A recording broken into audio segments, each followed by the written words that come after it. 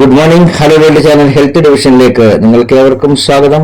വലിയ പൈസക്ക് ചെലവാക്കി വലിയൊരു ഹോസ്പിറ്റലിൽ പോയി ഹാർട്ടിന്റെ ഫുൾ ചെക്കപ്പ് ചെയ്ത് ഒരു കുഴപ്പമില്ല എന്ന് പറഞ്ഞ ഒരു ചെറുപ്പക്കാരന് ഒരു മാസം കൊണ്ട് ഹാർട്ട് അറ്റാക്ക് വന്നു. അയാൾ എന്നോട് ചോദിച്ചു, ഞാൻ ഇത്രയും ബുദ്ധിമുട്ടി എല്ലാ ടെസ്റ്റും ചെയ്തിട്ടും അവസാനം ഹാർട്ട് അറ്റാക്ക് വന്നു. ഈ ടെസ്റ്റുകളിലുള്ള വിശ്വാസമൊക്കെ അയാൾക്ക് അപ്പോഴേക്ക് നഷ്ടപ്പെട്ട് കഴിഞ്ഞിട്ടുണ്ടായിരുന്നു. ഹാർട്ടിന്റെ ബ്ലോക്ക് ഉണ്ടോ എന്ന് അറിയാൻ വേണ്ടിയിട്ട് ത്രെഡ്മിൽ ടെസ്റ്റ് നടത്തിയിട്ട് നോക്കുന്ന ടെസ്റ്റ് അടക്കം അയാൾ ചെയ്തിട്ട് അതെല്ലാം നെഗറ്റീവ് ആയിരുന്നു. ഞാൻ അയാൾക്ക് അതിന്റെ കാരണം പറഞ്ഞത് അതെന്താന്ന് വെച്ചാല് ഹാർട്ടിന്റെ ബ്ലോക്കുകൾ 70% എത്തുന്നത് വരെ ത്രെഡ്മിൽ ടെസ്റ്റിലോ ബാക്കി ചെക്കപ്പുകളിലൊന്നും ഹാർട്ടിന്റെ ബ്ലോക്ക് കണ്ടുപിടിക്കാൻ കഴിയില്ല. എന്നാൽ ചിലപ്പോഴെങ്കിലും 70% അല്ലാത്ത ബ്ലോക്കൊന്നും അറ്റാക്ക് വരാൻ സാധ്യതയുണ്ട്. എന്ന് വെച്ചാൽ ഹാർട്ടിലെ ബ്ലോക്ക് ചെറുതായിരിക്കും, പക്ഷെ ആ ബ്ലോക്കിനകത്തൊരു വിള്ളൽ വന്നു കഴിഞ്ഞാൽ അവിടെ ക്ലോട്ടിങ് നടന്നിട്ട് പെട്ടെന്ന് അറ്റാക്കിലേക്ക് പോകും. അപ്പൊ അയാൾ എന്നോട് ചോദിച്ചു, ശാസ്ത്രം ഇത്രയ്ക്ക് അഡ്വാൻസ്ഡ് ആയിട്ടുണ്ടെങ്കിൽ അത് കണ്ടുപിടിക്കാൻ ഒരു മാർഗ്ഗമില്ലേ? ഞാൻ പറഞ്ഞു, വളരെ സിമ്പിൾ ആയിട്ട് തന്നെ അതിനുള്ളൊരു മാർഗ്ഗമുണ്ട്. വലിയ ചെലവൊന്നുമില്ലാതെ ചെയ്യാൻ പറ്റുന്ന ഒരു സ്കാനിങ് ടെസ്റ്റ് ഉണ്ട്. സാധാരണ പലപ്പോഴും ഈ സ്കാനിങ് ടെസ്റ്റ് നമ്മൾ കാർഡിയോളജിസ്റ്റുകൾ അടക്കം ചെയ്യിക്കാറില്ല. ഈ ടെസ്റ്റിന്റെ പേരാണ് CT കാൽഷ്യം സ്കോറിംഗ്. നമ്മുടെ ഹൃദയത്തിനകത്തെ രക്തക്കോയിലുകളിൽ കാൽഷ്യം അടിഞ്ഞു കൂടിയിട്ടുണ്ടോ എന്ന് നോക്കുന്ന